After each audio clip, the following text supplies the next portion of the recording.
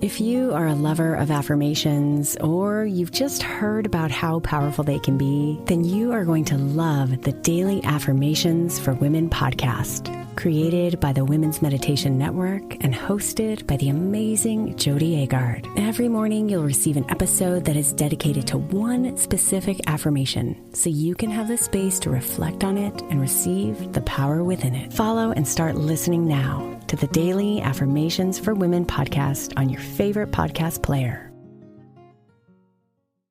This is Optimal Living Daily, episode 2896, Drama 101 by Greg Audino of gregaudino.com.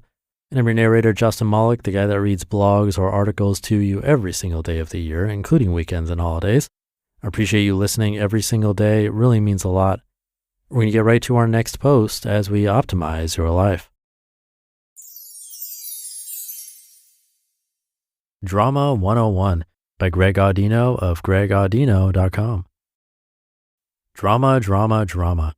Drama on TV, drama in relationships, drama at work, drama in sports. Why do we love the drama? An even better question might be, why do so many of us try to get away from it, insisting that it's toxic and that life would be so much better if they could just avoid drama? Well, buckle up and listen closely, because the same answer applies to both questions. And the answer is, drama is all you know. It's all you do, and you've been doing it your entire life. Now, that might sound silly to some, probably sounds silly to most actually, because a lot of quote unquote stable people in the world really make an effort to avoid what is commonly thought of as drama. They try to avoid things like starting fights and spreading rumors by staying in their lanes and minding their own business. Assuming you're one of those stable people, you probably relate to this. You might slip once in a while and occasionally get sucked into the drama vortex, but you do your best to recognize that and stay out of it, because at the end of the day, life is easier when it's lived in peace. You're right about that one, but what you're probably not right about is how few fights you're starting and how few rumors you're spreading. And no, I'm not referring to the receptionist at the DMV that you chose not to punch, or the gossip about Karen at the office sleeping with the boss that you chose not to spread. I'm talking about the fights you start with yourself and the rumors you tell yourself. Let's start with what you're doing right now. You might be walking up to someone you're about to strangle, or yelling at your windshield while you're stuck in traffic, or humble bragging about how good of a pass you made in your game yesterday, or maybe happily sitting in a studio, happily typing away at a story for Medium. Anywhere in the spectrum is fine, but what are you not doing? Obviously, there are countless things that you're not doing, but more specifically, what is the opposite of what you're doing? More often than not, the polar opposite of what you're doing is something that would cause you discomfort and is the very fuel for why you're doing what you're not doing. About to strangle somebody? You're making an enemy out of them and whatever reason you want to strangle them for. Yelling in traffic? You're making an enemy out of traffic and the presumably late arrival to your destination. Humble bragging? You're making an enemy out of the idea that whomever you're talking to didn't recognize your achievement and doesn't take you seriously enough. Writing a story for Medium? You're making an enemy out of, not being productive enough, or taking a lazy day, or doing a different job. Although each of these little enemies clearly vary in severity, they're all icebergs that go way beneath the surface and lead to unhealthy levels of attachment. Now listen up here, because this is about to get wordy. To avoid any one thing so much that it fuels you to do exactly the opposite is not only to start a fight, small or large, with whatever presence that thing has in your life, but also to tell yourself a rumor that that thing's existence and living with that thing is bad for you. This is opposition. Opposition is conflict. Conflict is drama.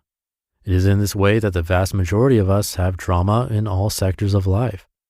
So we've reached the part of the story where I try to tell you how to overcome this and rid yourself of drama. Oh boy, let's give it a shot. Listen, the exploration of that which you're doing, and therefore that which you're trying to avoid, even in the most minimal of senses, is the beginning of finding peace in your life. Watch yourself during the day. Be aware of the enemies you're constantly making, and instead of deeming them as bad and resisting them like you have been, really lean into them and ask yourself questions like, am I overemphasizing this enemy, making it out to be more significant than it is? How would my life be if I didn't let it get to me so much? What is this enemy I'm making trying to teach me about myself and maybe about my past? Am I really seeing the whole picture? Have I given it a fair shot, or have I always avoided it? Do others see it differently than I do? What happy people do I know that allow this thing in their life? Could my happiness coexist with this thing? Have I caused the presence of this thing? What actions could I take to make peace with it? You see, by becoming cognizant in this way, you not only get a chance to know yourself better and expand your thinking, but at the same time, you also have a chance to step away from your thinking. You get a chance to observe your thinking behavior rather than becoming caught up with it and identified with it. Detaching from your ego in this way and watching it work is ultimately the only way to make friends with your enemies, even though you still might not prefer them necessarily, because your ego is what's doing the fighting in the first place. As long as you have goals, preferences, and inclinations towards anything in life, this drama will exist.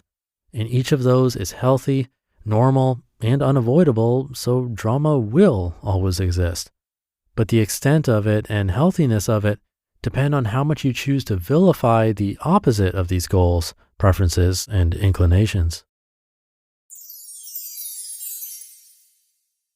You just listened to the post titled Drama 101 by Greg Audino of gregaudino.com.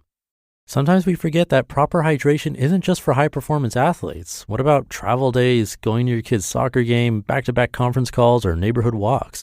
No matter what you've got going on, hydration is important, and no one makes hydration more easy or delicious than Liquid IV, the #1 powdered hydration brand in America, coming in 12 different flavors.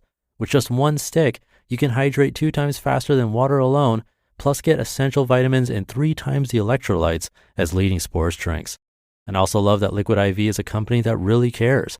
They partner with leading organizations to fund and foster innovative solutions that help communities protect both their water and their futures, providing over 39 million servings to date. This is a sponsor I truly use consistently in my own life and highly recommend. Real people, real flavor, real hydrating. Grab your Liquid IV in bulk nationwide at Costco, or you can get 20% off when you go to liquidiv.com and use code OLD at checkout. That's 20% off anything when you shop Better Hydration today using promo code OLD at liquidiv.com. So what was your takeaway from this episode? I've been narrating personal development content every single day for years. And the truth of the matter is that there are still things I personally avoid or make an enemy out of. But the bigger question, I think, is something you mentioned. Have you, or I, made a step in the direction of it?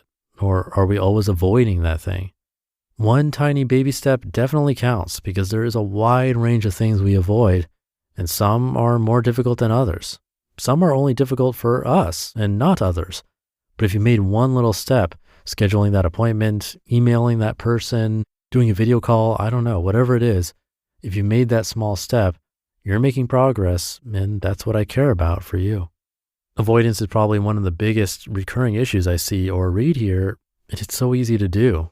The hard things are what make us stronger, and there's no way around that. And of course, if you'd like some accountability, there's always help. So with that, have a great weekend if you're listening in real time, and I'll see you tomorrow, where your optimal life awaits.